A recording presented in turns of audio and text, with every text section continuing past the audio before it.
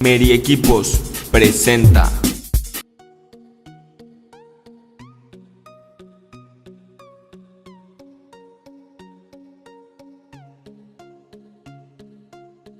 Using an aseptic adapter makes freeze drying under aseptic conditions easy to do. It is very important to note, these procedures are for samples that need to be kept sterile, which do not pose a hazard or a biohazard to the equipment user. The aseptic adapter can be used with a fast freeze flask or with the mini stoppering chamber.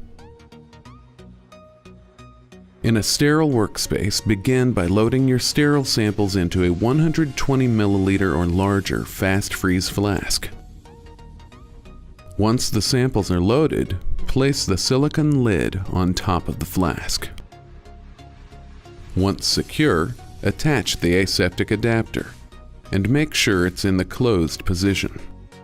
Transfer the flask to the freezer and pre-freeze your sample at an angle so the surface area of your sample is increased. Labconco does not recommend attempting to place a flask into a shell freezer with the aseptic adapter attached. The aseptic adapter can be used along with the mini stoppering chamber to stopper small samples under aseptic conditions. In a sterile workspace, load your samples into the mini stoppering chamber with stoppers loosely sitting on each vial. Place the lid on the chamber. Insert the aseptic adapter into the hose of the mini stoppering chamber and make sure it's in the closed position. Transfer the mini stoppering chamber to a freezer for pre-freezing.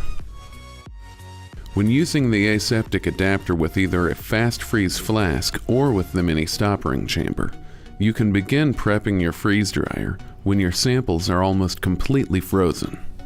Once the condenser and vacuum have reached the correct operating levels for your application, it is important to make sure the samples are completely frozen. You may have to wait for freezing to complete.